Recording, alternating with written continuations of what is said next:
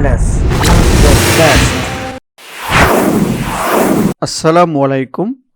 আজকের ভিডিওতে থাকছে কিভাবে মাইক্রোসফট ওয়ার্ডে টেবিলের সাহায্যে ড্রপডাউন মেনু তৈরি করা যায়। এখানে আমি একটি ড্রপডাউন মেনু তৈরি করে রেখেছি আগে থেকেই। দেখুন এখানে ডিপার্টমেন্ট আছে, প্রোডাক্ট আইটেম আছে, কালার আছে, কোয়ান্টিটি আছে। এখানে ক্লিক করলে কার্সরটি দেখা যায় না, কারণ এই ফাইলটি আমি রেস্ট্রিক্টেড করে রেখেছি। অনলি মাত্র এখানে ফিলিং যে পার্টটুকু আছে এখানে আমি চেঞ্জ করতে পারবো। দেখুন এখানে মেন্স দেওয়া আছে ডিপার্টমেন্টে, এখান থেকে আমি চেঞ্জ করে দিলাম লেডিস, এবং এখান থেকে আমি দিলাম হচ্ছে মেন্স, এবং এখানে আমি সিলেক্ট করে দিলাম হচ্ছে কিডস ডিপার্টমেন্ট। এখন এই ডিপার্টমেন্ট ওয়াইজ প্রোডাক্ট আইটেম কি হবে, প্রোডাক্ট আইটেমের এখানে আমি এখন এই ড্রপডাউন মেনু থেকে চেঞ্জ করে দেব।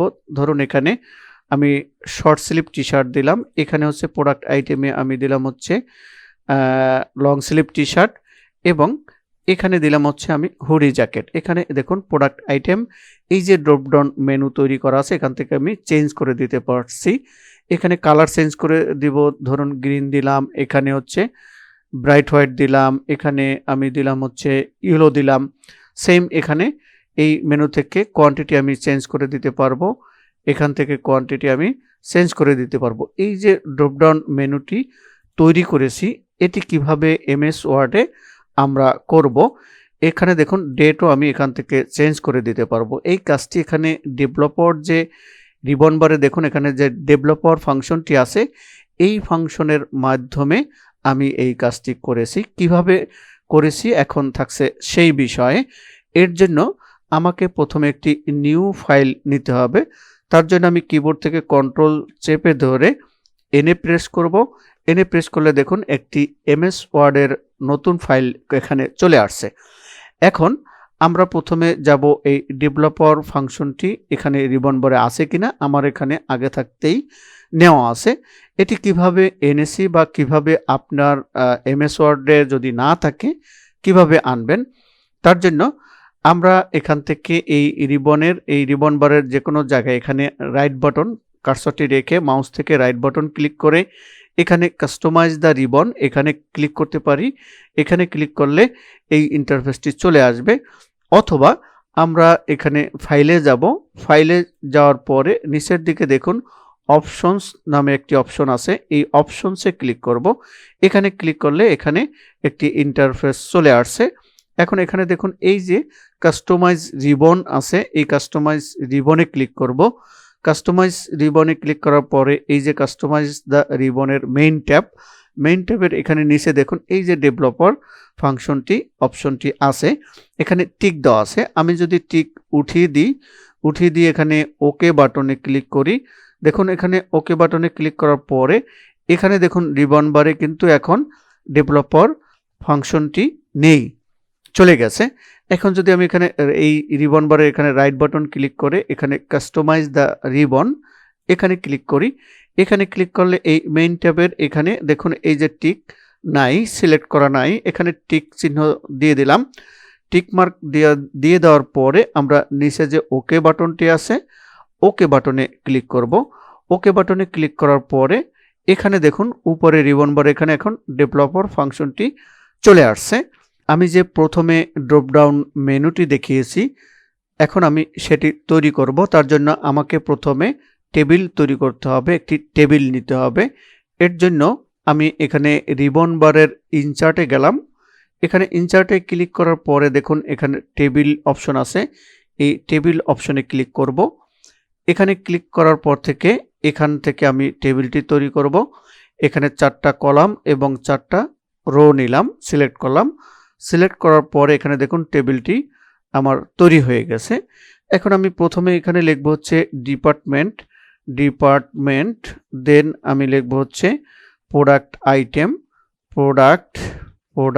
আইটেম, এরপরে লিখব হচ্ছে আমি কালার, দেন লিখব হচ্ছে কোয়ান্টিটি, এরপরে এই উপরের লেখাগুলোকে আমি সিলেক্ট করব। সিলেক্ট করার পরে আমরা এখানে মিডিলে নিব। মিডিলে নেওয়ার জন্য আমি এখানে হোমে ক্লিক করলাম। হোমে ক্লিক করার পর থেকে এখান থেকে আমি মিডলে নিতে পারবো এখানে ক্লিক করে, অথবা কিবোর্ড থেকে কন্ট্রোল চেপে ধরে এখানে ক্লিক করলে লেখাগুলো মিডলে চলে আসলো, অথবা আমি কিবোর্ড থেকে কন্ট্রোল চেপে ধরে ইতে প্রেস করলাম, এখানে লেখাগুলো মিডলে চলে আসলো। এখান থেকে আমি বোল্ড করতে পারি, এখান থেকে আমি বোল্ড করে নিলাম, লেখাগুলোকে আমি বোল্ড করে নিলাম এবং একটু বড় করে নিলাম। এখন আমি এখানে ড্রপ ডাউন মেনুটি তৈরি করব।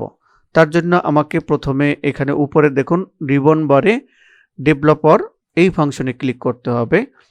এখানে আসার পরে আমরা যাব, দেখুন এই যে অপশনটি আছে drop down list content control, এখানে দেখুন এই যে এখানে মাউসের কার্সরটি রাখলে নিচে দেখুন drop down list content control. তো আমরা এখানে ক্লিক করব। এখানে ক্লিক করার পরে এখানে একটি ড্রপ ডাউন অপশন আসছে, চুজ অ্যান আইটেম লেখা আছে, এখানে চুজ অ্যান আইটেম, এখান থেকে আপনি একটি আইটেম পছন্দ করতে পারেন, চুজ করতে পারেন। তো এখানে আমরা ক্লিক করার আগে আমরা এখন এখানে দেখুন প্রপার্টিস, কারণ এখানে আমি লিস্টটি তৈরি করব, এখানে যে আইটেমটি আমি চুজ করব সেই লিস্টগুলো আমাকে তৈরি করতে হবে। তার জন্য আমাকে এখানে প্রপার্টিসে ক্লিক করব। প্রপার্টিসে ক্লিক করার পরে নিচের দিকে দেখুন অ্যাড অপশনটি আছে, এই অ্যাড অপশনে আমি ক্লিক করব।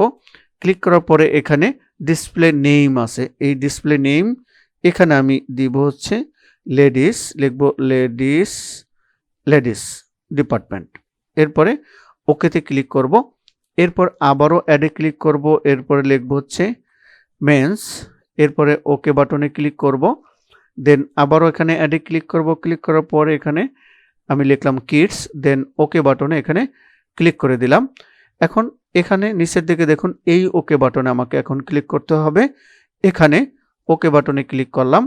ক্লিক করার পরে এই অংশটুকু আমি কপি করলাম, কপি করার পরে এই নিচের দুটো ঘরে কিন্তু আমি কিবোর্ড থেকে কন্ট্রোল ভিতে প্রেস করে এখানে পেস্ট করে নিলাম। এখন দেখুন এখান থেকে লেডিস সিলেক্ট করে দিলেন এখানে, এবং ডিপার্টমেন্ট সিলেক্ট করে দিলেন এখানে কিডস, এবং এখানে আপনি ডিপার্টমেন্ট সিলেক্ট করে দিলেন মেন্স। দেখুন এখানে সহজেই কিন্তু ড্রপ ডাউন মেনুটি তৈরি করা হয়ে গেছে।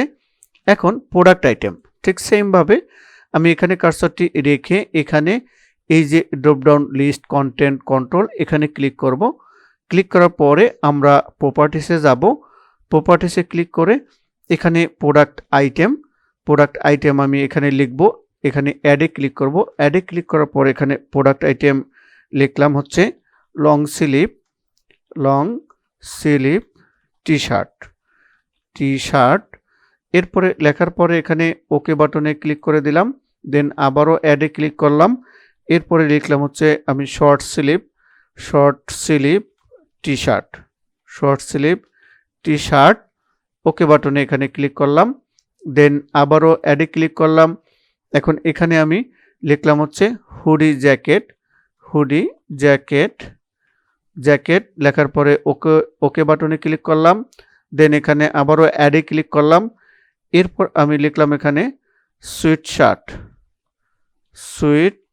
শার্ট, এরপরে ওকে বাটনে ক্লিক করলাম। এরপর নিচে ওকে বাটনে আমি ক্লিক করে দেব, এখানে ক্লিক করে দিলাম।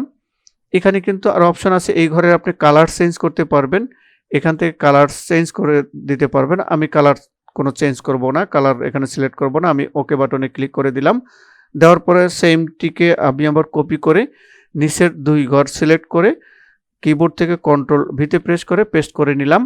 এরপর এখান থেকে ডিপার্টমেন্ট আমি চেঞ্জ করে দিলাম, এখানে চুজ অ্যান আইটেম, এখান থেকে দিলাম হচ্ছে হুডি জ্যাকেট, এখান থেকে আমি দিলাম হচ্ছে শর্ট স্লিভ টি শার্ট। তো এরপর আমি এখানে কালারের ঘরে আমি ড্রপ ডাউন মেনু তৈরি করব। সেমভাবে এখানে কার্সরটি রেখে এখানে drop down list content control এখানে ক্লিক করলাম। ক্লিক করার পরে এরপর হচ্ছে প্রপার্টিসে আবারও গেলাম, প্রপার্টিসে যাওয়ার পরে এখানে অ্যাডে ক্লিক করে এখানে প্রথমে লিখলাম হচ্ছে দিলাম ইয়েলো কালার, এরপরে ওকে বাটনে ক্লিক করলাম, আবারও অ্যাডে ক্লিক করলাম, দেন এখানে লিখলাম হচ্ছে ব্রাইট হোয়াইট, এরপরে এখানে আমি লিখলাম হচ্ছে গ্রিন, ওকে বাটনে ক্লিক করলাম। এরপর এখানে আমি দিতে পারি হচ্ছে light blue, LIGST light blue ওকে বাটনে ক্লিক করে দিলাম। এরপরে নিচে ওকে বাটনে আমি ক্লিক করে দিলাম। ক্লিক করার পরে আবারও কপি করে নিচের 2 ঘর সিলেক্ট করে এখানে কিবোর্ড থেকে কন্ট্রোল ভিতে প্রেস করলাম, প্রেস করে এখানে পেস্ট করে নিলাম। দেন এখান থেকে এখন আমি এখানে ইয়েলো কালার সিলেক্ট করে দিলাম, এখানে হচ্ছে ব্রাইট হোয়াইট সিলেক্ট করে দিলাম, এখানে হচ্ছে আমি লাইট ব্লু কালার সিলেক্ট করে দিলাম। এরপর আমি এখানে কোয়ান্টিটির ঘরও সেম এখানে কার্সরটি রেখে এখানে drop down list content control এখানে ক্লিক করলাম। ক্লিক করার পরে আবারও প্রপার্টিসে যাব, প্রপার্টিসে যাওয়ার পরে এখানে কোয়ান্টিটি লিখব, অ্যাডে ক্লিক করলাম। ক্লিক করার পরে ধরুন এখানে 5000 পিসেস লেখার পরে ওকে বাটনে ক্লিক করলাম। আবারও এখানে হচ্ছে 7000 পিসেস লেখার পরে ওকে বাটনে ক্লিক করলাম। আবারও অ্যাডে ক্লিক করে এখানে 8000 পিসেস ওকে বাটনে ক্লিক করলাম। দেন এখানে আবারও অ্যাডে ক্লিক করে এখানে লিখলাম হচ্ছে 10000 পিসেস ওকে বাটনে ক্লিক করলাম। দেন এখানে নিচের ওকে বাটনে এখানে ক্লিক করলাম। এখানে ক্লিক করার পরে সেমভাবে আবারও কিবোর্ড থেকে